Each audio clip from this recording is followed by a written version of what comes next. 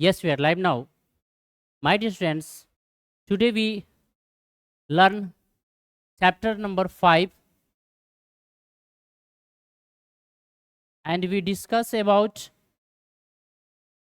ideas that have helped mankind written by Bertrand Russell.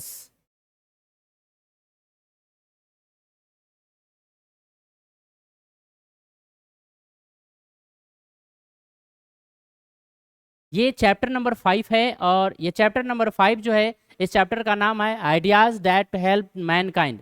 और ये chapter जो लिखा गया है वो किसके द्वारा लिखा गया है? तो ये चैप्टर है ब्रैट्रैंड रूसेल्स के बारे में, ब्रैट्रैंड रूसेल्स के द्वारा लिखा गया है। और अगर हम बात करें कि इस चैप्टर्स का नाम और ये लेसन कैसे याद रहेगा, चैप्टर्स के नाम और ऑथर्स का नाम कैसे याद रहेगा, तो ये याद रखिएगा कि ideas that have help Mankind. अगर अभी की बात करें, अभी की तुलना करें, तो अभी रसिया में और यूक्रेन में जैसे युद्ध चल रही है तो वहाँ वार्तालाप के लिए कौन? भारत इसमें आगे कदम उठाया था। अगर भारत कदम उठाया था तो यहाँ से ब्रैट्रैंड रूसेल्स, तो भारत और रसिया के बीच हेल्प मैनकाइंड मतलब मानव को हेल्प करने का जो नेचर है वो चीज को बताया गया। तो इसी से लिंकअप करके इसको याद रखेंगे कि ideas that have help Mankind किसके द्वारा लिखा गया है? ब्रैट्रैंड रूसेल्स के द्वारा लिखा गया है। दूसरा अगर बात करते हैं ब्रैट्रैंड रूसेल्स का, तो ब्रैट्रैंड रूसेल्स का जो है फुल नेम की अगर बात करते हैं तो इनका पूरा नाम होगा ब्रैट्रैंड आर्थर विलियम रूसेल। ठीक है, इनका पूरा नाम होगा ब्रैट्रैंड आर्थर, ठीक है, विलियम रूसेल इनका पूरा नाम है। और ये आपसे कहीं ना कहीं एग्जाम में पूछ लिया जाता है। आइए इस चैप्टर की समरी को स्टार्ट करते हैं और देखते हैं कि यह क्या है। Ideas that have help Mankind is an essay. यार बच्चे यहाँ पर एक चीज देखने को मिला, एसे। एसे मतलब क्या कि ये जो आइडियाज दैट हेल्प मैनकाइंड है वो क्या है? तो एक एसे है। क्या है? एसे है। इस बात को ध्यान में रखना है। तो सबसे पहला पॉइंट, एक नंबर का क्वेश्चन तो यही हो गया कि यह क्या है? एसे है, रिटेन बाय ब्रैट्रैंड रूसेल। ये किसके द्वारा लिखा गया है? तो ब्रैट्रैंड रूसेल्स के द्वारा लिखा गया है। He was born on 18 मई 1872।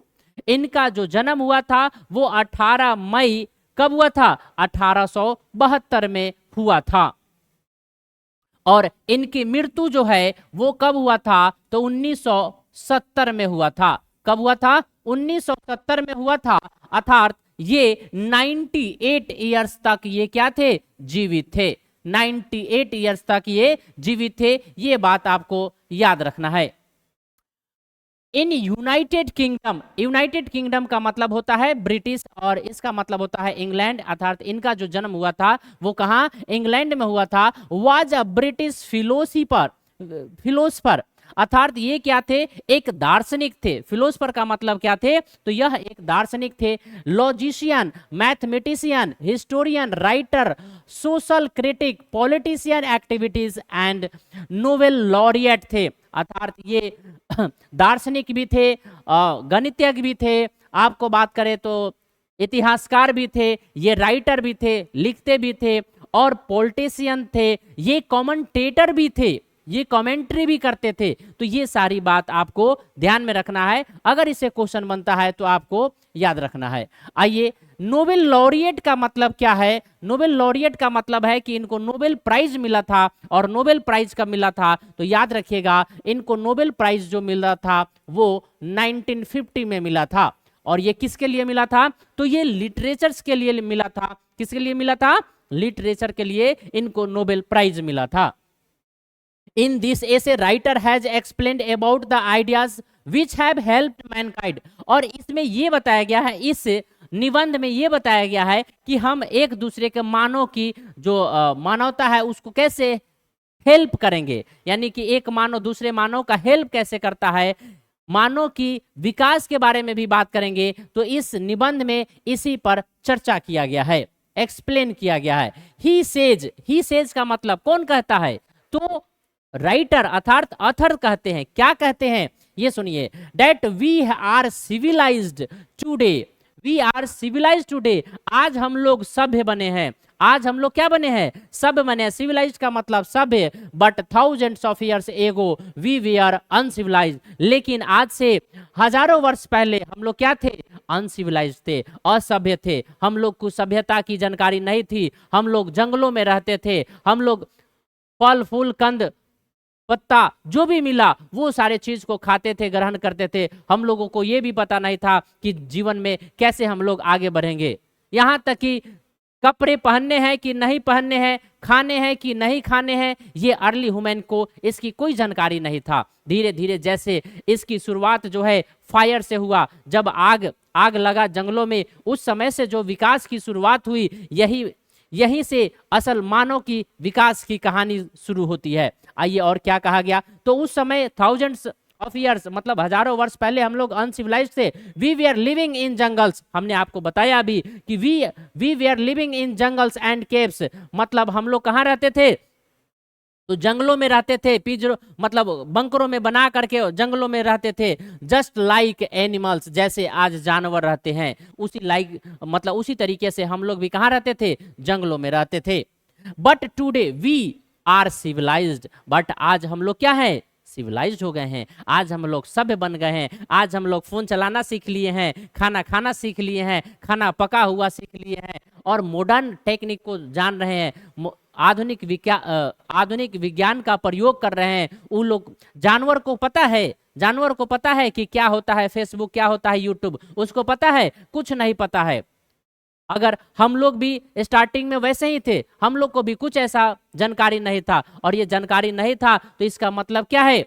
इसका मतलब क्या है? जस्ट लाइक हम लोग कैसा ट्रीट किए जा रहे थे? एनिमल के रूप में ट्रीट किए जा रहे थे। जरा ध्यान दीजिए, तो हम लोग क्या थे? सिविलाइज्ड नहीं थे।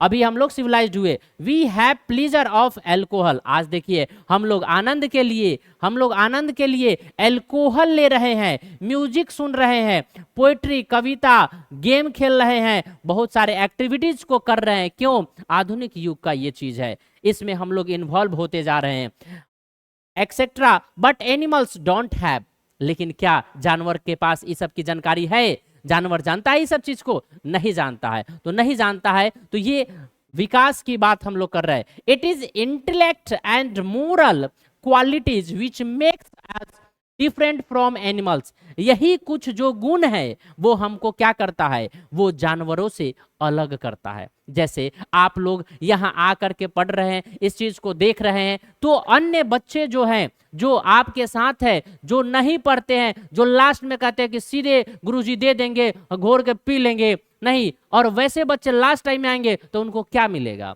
अगर पहले से इस चीज को पढ़ रहे हैं, अगर पहले से सीख रहे हैं, तो उनको इसके बारे में क्वालिटीज का पता चलेगा, और अंततः वो जस्ट लाइक एनिमल्स के बराबर, जिसको कह दीजिए उतना काम कर लेंगे और फिर एग्जाम पास कर जाएंगे, इसके अलावा कुछ नहीं होगा। लेकिन इसमें जैसे यहां पर अगर बात करते हैं, अभी यह मेक्स लिखा हुआ है, तो मेक्स क्यों लिखा गया है? ये वर्ब का कौन सा रूप है? ये टेंस में है कि वॉइस में है कि नरेशन में है? ये कैसे पता चलेगा? अगर ये सेंटेंस को तोड़ करके लिखना नहीं आया तो फिर पढ़ने का कोई वजूद नहीं है। ये तो समरी चल रहा है, समरी आपको देखना है, समझना है, ठीक है? आइए ध्यान दीजिए। He says that it is known when the language, वो कहते हैं, कौन कहते हैं?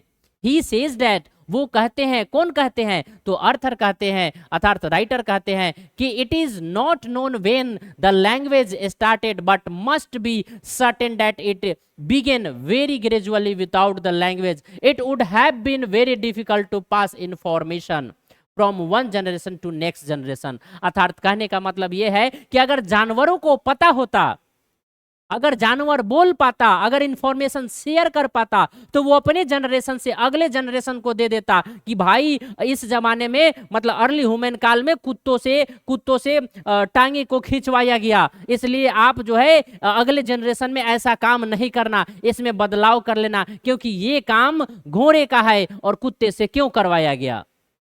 अगर ये सूचना उसको कहने आता, उसको लिखने आता, लिख देता, इतिहास हो जाता, तो फिर अगला जो जनरेशन है उसको ये जानकारी प्राप्त हो जाता कि नहीं? जैसे अपने यहाँ क्या है, तो बाबा दादा का जमीन है वो ट्रांसफर कर दिया गया आगे की आगे, तो ये क्या है? अगर वो लिखित रूप में नहीं रहता तो वो जाता, आज आप समझ पा रहे हैं, सिविलाइज्ड हो गए तभी तो समझ पा रहे हैं। अनसिविलाइज्ड रहते तो ये चीज आपको जानकारी नहीं होता। जस्ट लाइक जो जानवर की तरह है, उनको ये कहां से पता चलेगा? पता चलेगा? नहीं पता चलेगा कि कौन यहाँ वर्ब है, कौन जो है टेंस है, कौन जो है कि ये, वो सीधा जानेंगे कि चलो ये समरी है, समरी को पढ़ो, समरी को छाप दो, लिख दो, बात खत्म, पास हो जाएंगे, काम खत्म। आइए, it would be also be very difficult to known about an invention. Invention मतलब होता है आविष्कार। आपसे एक क्वेश्चन पूछ लेते हैं यहाँ पर, आप लोग जरा बताइएगा कि यहाँ इंफॉर्मेशन लिख सकते हैं कि नहीं लिख सकते हैं? ठीक है, कमेंट करके जरूर बताइएगा कि यहाँ इंफॉर्मेशन लिख सकते हैं कि नहीं। बाकी आगे बढ़ते हैं। About the inventions and discoveries. Inventions मतलब आविष्कार, या ये डिस्कवरीज की जो बात किए, अर्थात जो खोज की बात किए, तो खोज हुआ कैसे? That we are made time to time, मतलब मानव जो है वो टाइम टू टाइम खोज कर रहा है, इन्वेंशंस कर रहा है, नए नए चीजों, नए नए तकनीकों का आविष्कार कर रहा है, ताकि मॉडर्न में चलने के लिए आपको नए नए टेक्निक की जरूरत होगी। लेकिन ये जानवर नहीं कर सकते हैं। The second great step it the utilisation of fire, because earlier people used fire only for their protection. अब आपको याद होगा कि जो अर्ली ह्यूमन काल था, अर्ली ह्यूमन काल में जंगलों में जो है फायर का यूज क्यों किया जाता था? लोग जो है कि जो जंगलों में रहते थे, अपने जो बंकर बनाए हैं, जो कुटिया बनाए हैं, उस झोपड़ी बनाते थे, उसके सामने जो है क्या लगा देते थे? तो वहां पर आग जला करके छोड़ देते थे। आपको पता है कि वो आग जलाकर क्यों छोड़ देते थे? क्योंकि वो जंगलों में जानवरों से बचना चाहते थे, वो जानवरों को भगाने के लिए आग जलाते थे।